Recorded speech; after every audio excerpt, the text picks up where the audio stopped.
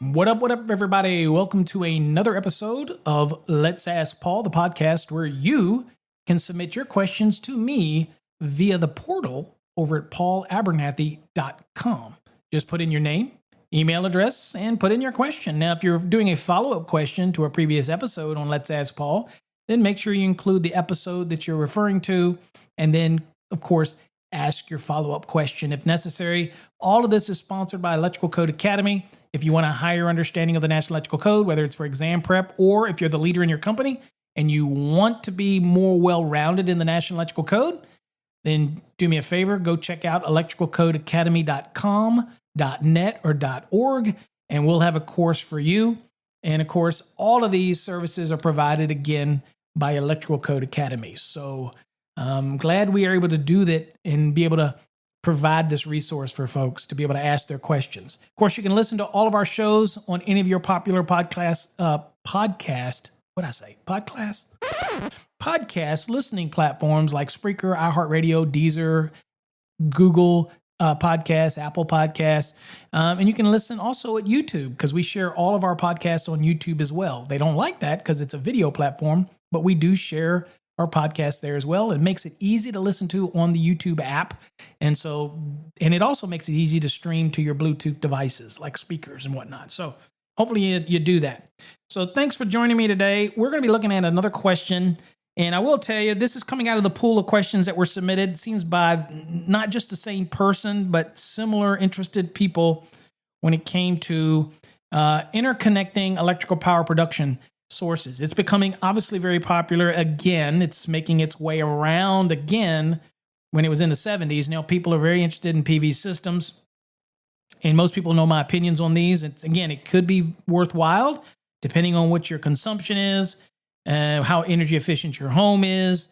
And again, I encourage you to go listen to my podcast that I did on episode 88, which kind of talks about AC and DC coupled multi-mode systems. And I went into a little more detail about my feelings of PV systems and how they may benefit you and how they may not.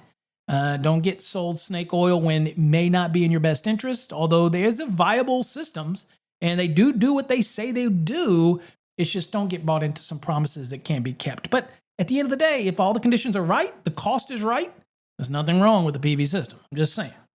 All right, so let's go on and look at today's episode. So today's episode, somebody asked me, they said, hey, Paul, can you please explain the connection requirements for PV systems on the supply side of the service disconnecting means? Thanks in advance.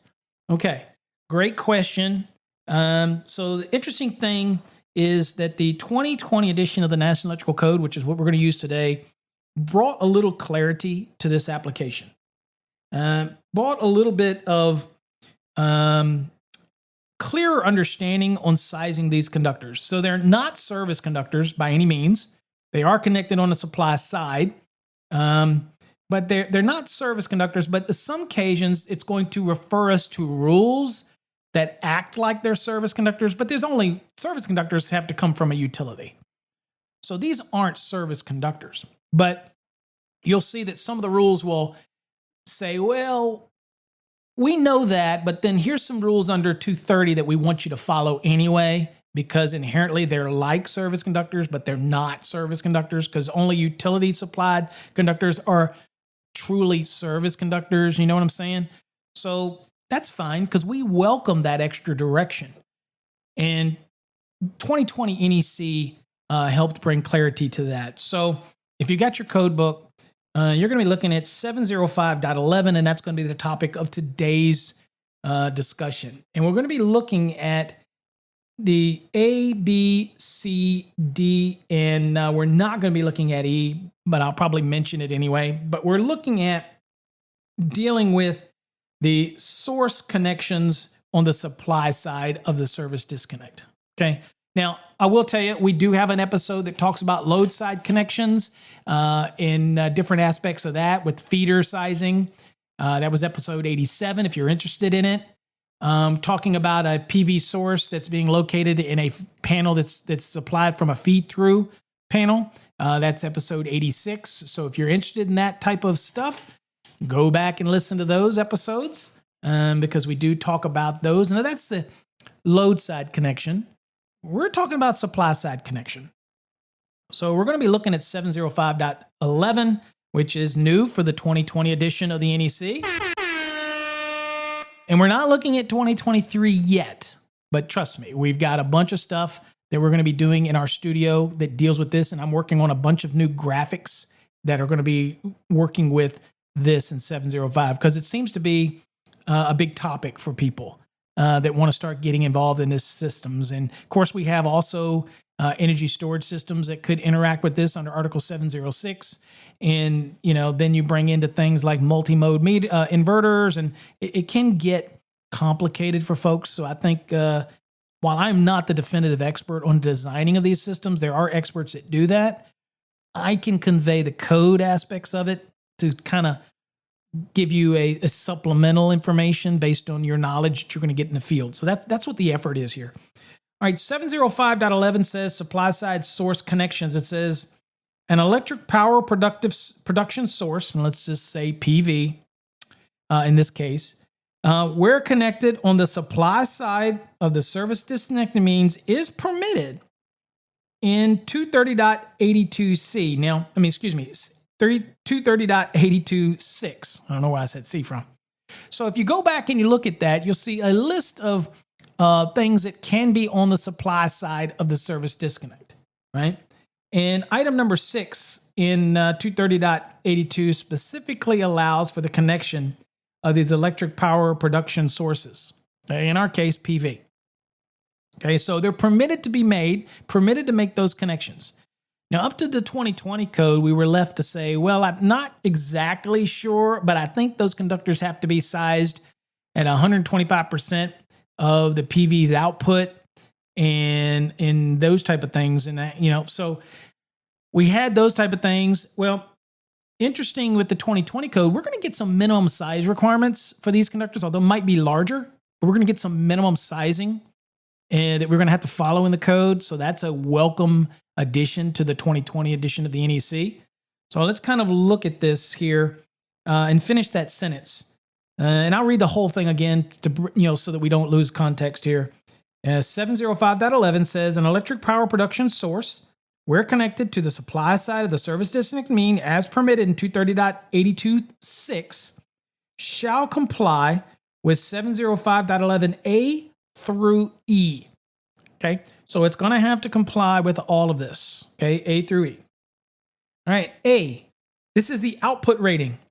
All right, so first thing is you've got this inverter and it has an output rating and it's going to be supplying back into the supply side connections, okay, to connecting to these service conductors, right? And so here's what it says. It says the sum of the power source continuous current output rating on the service, other than those controlled in accordance with 705.13, and we'll look at that in a second just to bring context to it, shall not exceed the ampacity of the service conductors. Okay, so we want to make sure that the output value from this inverter is not going to actually exceed the ampacity of those conductors that are coming in from the service, right? So we don't want to have something that's too greater in ampacity value from this inverter connecting onto conductors that are not rated adequately as far as ampacity rating. So that's one. We got to make sure that those service conductors are equal to or greater than whatever the output current is. Now, the reference to 705.13, that's when you have what's called a power control system.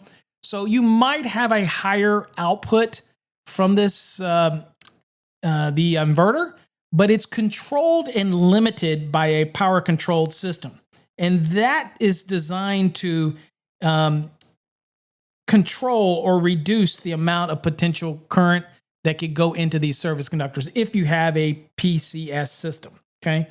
We're going to assume we don't have that right now. So whatever the output of this inverter is, and it's going into these service conductors, it has to be equal to, but it cannot be greater than the rating, okay? So it can't exceed the ampacity of whatever the service conductors are and whatever size they happen to be. Okay, that's the first thing. Okay, makes sense. I'm good. I'm fine.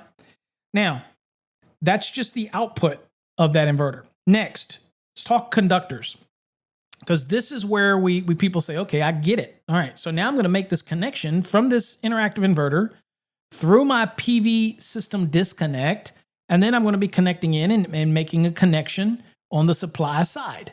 All right. Well, here's what it says in 705.11b. It says conductors. It says the power source output circuit conductors from the service conductor's point of connection to the first overcurrent protective device, in this case would be our PV system disconnect, okay, which would have also the overcurrent protection in it. It says, right, it says shall be sized in accordance with 705.28. Okay, so we've got rules for sizing these conductors in 705.28 that we'll look at, and in no case size smaller than 6 AWG copper or 4 AWG aluminum. And it says these conductors shall be installed in accordance with 230.30 or 230.43. So here it's giving some references back to treat them like service conductors. They are not, but it's giving you that reference to treat them as such. So following those specific sections within Article 230. But also it's telling us that it can't be smaller than a 6 copper or 4 aluminum at any case. So we have minimum sizing.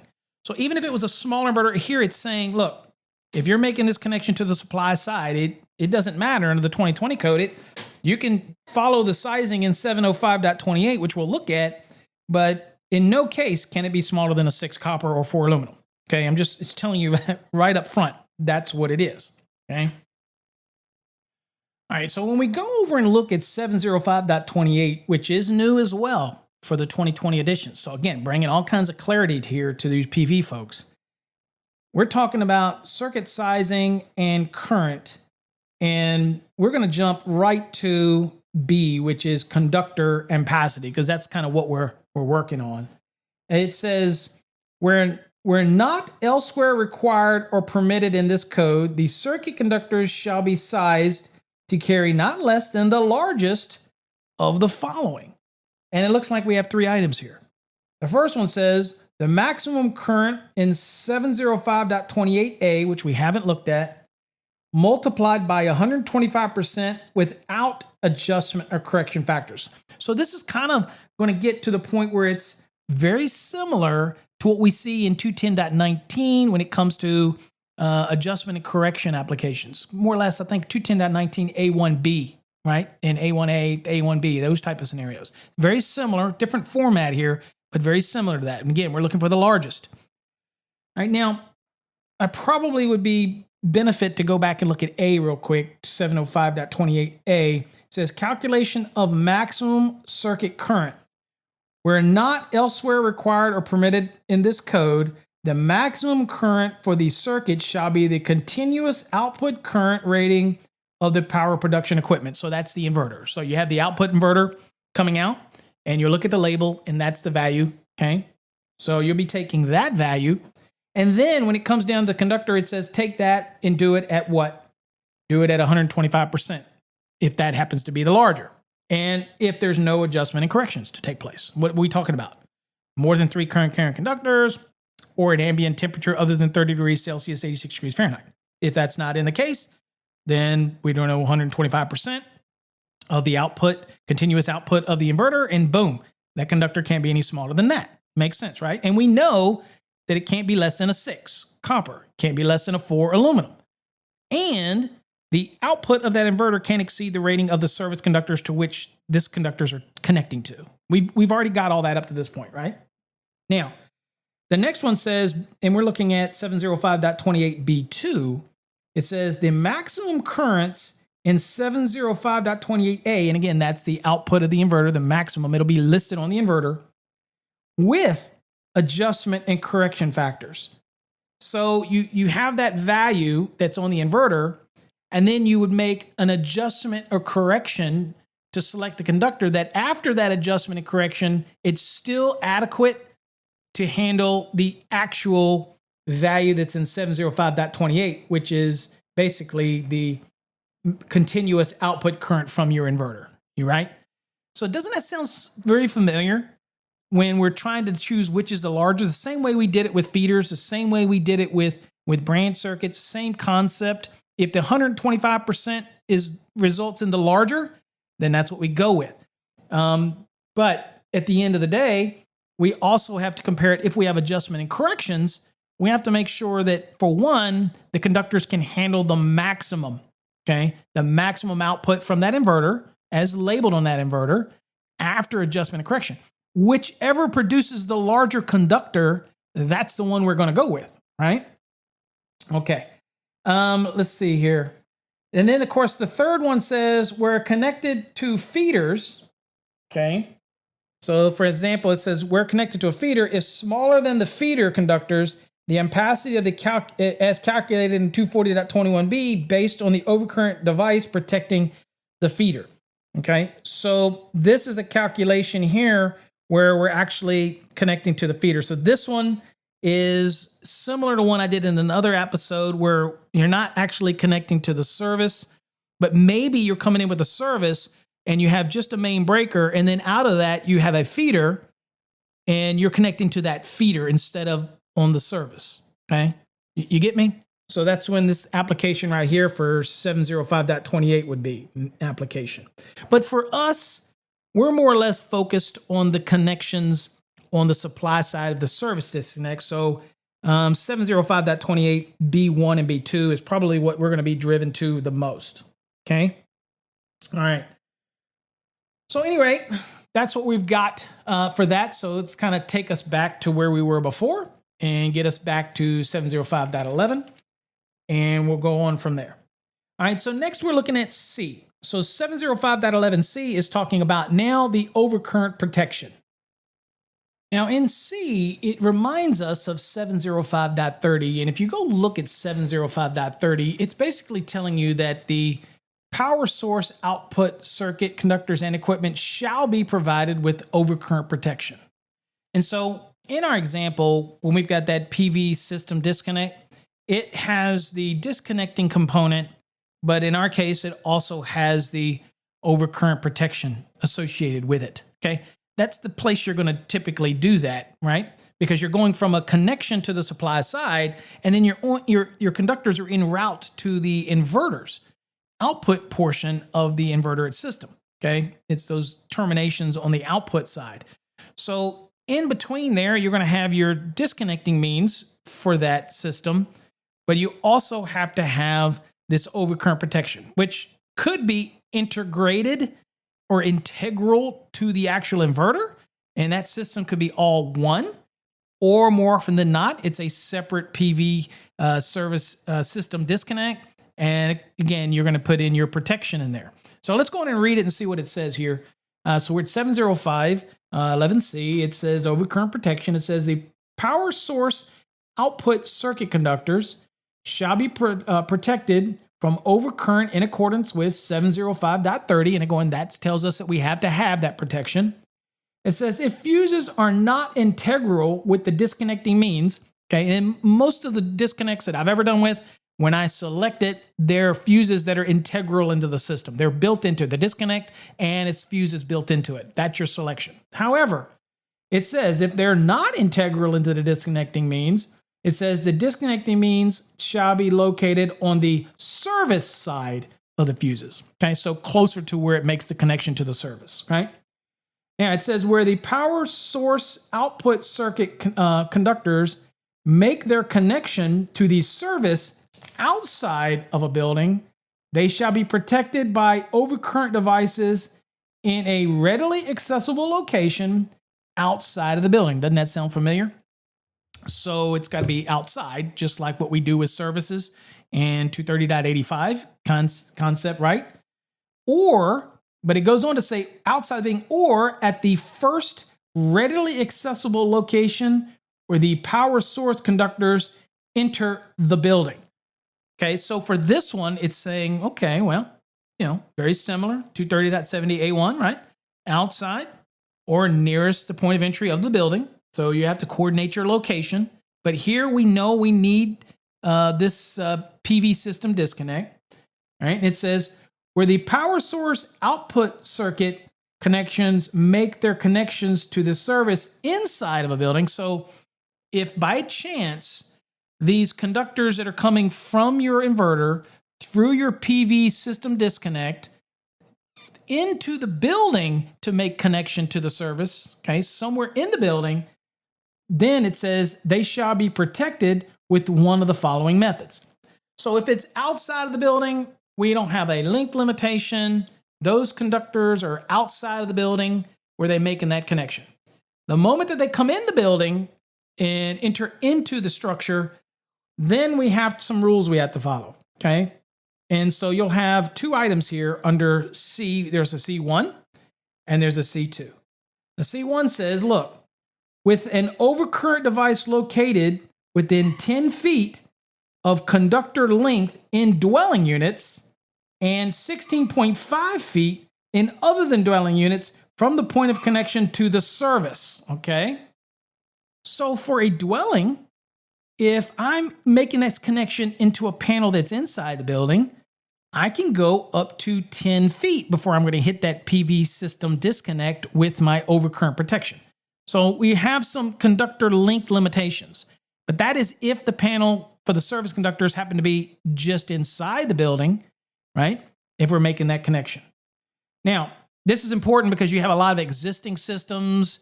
We could have a situation with the new installations, for example, where on a dwelling, you got to have that outside emergency disconnect, that type of thing. So there's different rules that we might follow, but remembering with that, you do have options to have an outside emergency disconnect, but it doesn't necessarily make it a service disconnect.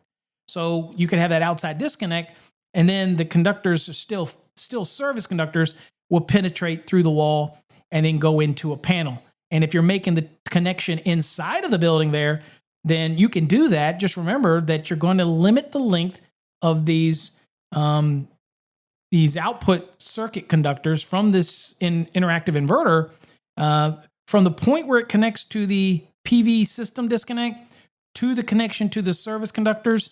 You're going to be limited to 10 feet if the connection is made inside of a dwelling unit. If it's not a dwelling unit, commercial other than dwelling, then that connection would allow you to make it to the service conductors inside, and then you can go up to as far as 16.5 feet, okay, to the other system. Make sense? All right. And then it goes on to say, in other than dwelling units, it says with an overcurrent device, this is item 2 now. It says, in other than dwelling units with an overcurrent device located within 71 feet of conductor length from the point of connection to the service, provided that cable limiters are installed in the ungrounded conductors are located within 16.5 feet of conductor length from the point of connection to the service. That is obviously commercial. That is obviously allowing you to go up a little further, right? 71 feet. You can make that connection. But you know what? Be very careful with that scenario because these cable limiters, one, are extremely expensive, and two, they typically will be located at switchgear or in larger equipment to be able to do that. But just be careful of that application so that you don't run into something that could cause you an additional problem. Okay, but you do have that ability to go up that far. Okay. All right, so that kind of explains those two scenarios where you have basically length limitations, right? Okay, so the key takeaway here is making those supply side connections. Output, again, you got to make sure that obviously sizing your conductors from your output, and those conductors can't be smaller than 6 gauge copper, 4 gauge aluminum. We have to do a load calculation based on 705, or not a load calculation. Take the consideration 705.28, take that continuous output current rating, and for those conductors, it is 125% of that value that's in 705.28, which is basically from the nameplate of the inverter output. And take that and size those conductors accordingly, right? Knowing that they can't be larger, or the output value from that inverter can't be larger than what the conductors are that you're connecting onto for the service. Okay, that's a given. And if you have adjustment and corrections, it might result in a larger conductor. But again, you're going to do adjustment and corrections to make sure that you can actually handle that continuous output current rating that's coming from the inverter. And again, if it's 125% of that yields a larger conductor, then you go with it. Okay. And so you have some options for conductor sizing, but in no case can it be smaller than a 6-gauge copper or 4-gauge aluminum. So we're pretty square on that. And you do have if you have the overcurrent protection, you're required to have it by 705.30. Typically, it's going to be in that PV system disconnect. But if it's not, you can have fuses, but that would be on the service side. Okay. And like we say, probably immediately adjacent. Or it's integrated into one, or you could get a system that has all of this built into the actual inverter itself. I guess it's all possible. And if you're making connection to the service conductors outside of a building, then length is not an issue. If you're making connection inside of a building, then you're going to have a length consideration, dwelling units from that overcurrent protection to the connection to those service conductors. For dwelling units, can't be more than 10 feet. It's got obviously that disconnect, that overcurrent protection has to be within 10 feet of conductor length. And if it's other than dwelling, it can be within 16.5 feet. Now, in other than dwellings, you have the allowance to go up to 71 feet between the overcurrent protection and the connection to those service conductors. But you're going to have current limiting devices in there in that length. So, and those are going to have to be within that 16.5 feet of conductor length from the point of connection to the service. And okay, from that point up to that 16.5 feet, you're going to have those current limiting put in there. So that's a welcome inclusion into the 2020 edition of the NEC, giving us some guidance for these systems. And of course, it can get more complicated than this. There are some other allowances. So let's say you have an AC combiner upstream, and you're going to be taking that AC combiner, and you want to take all of those, maybe a very large PV system, where you're going to be taking those into the supply side of the service disconnect. And so same concepts, it's just now you're going to have a bus that might have many inverters on there, and then you got to go back to understanding how to do the bus. And there's so many neat rules in there. Remember, there was 6 of them down there for the bus ampacities that you have to take into consideration. And we'll talk about that maybe in upcoming episodes. For those that do large PV systems that may have a bunch of inverters that are coming to a combiner, and then it's breaking it down into one set of conductors that are going to be connecting to the supply side of the service disconnect. People have confusion about, okay, well, what do I do about that bus and that panel that's in the AC, the PV combiner? Well, it's a bus, so you still have the same rules. You have some interesting allowances in that one. For example, if all of the sum of the devices don't exceed the rating of the bus, then you're okay. Right? So there's some unique, and that might get you out of some trouble. Okay, but that's all in a different episode. I just wanted to cover the basics today in the question that was submitted. Hopefully you got something out of it. Take a good takeaway when it comes to dealing with supply side connections. Maybe it's a little bit easier now than it used to be in getting there. We always knew that it was 125. We always knew that it has to be based on the output of the inverter, continuous output. And we kind of didn't have a minimum size. But now we have that direction. Makes sense, right? All right. Till next time, folks, stay safe. God bless. Hope you got something out of today's episode. If you've got questions, go to paulabernathy.com. Submit your questions. I'll do my best to answer them for you. Till next time, stay safe.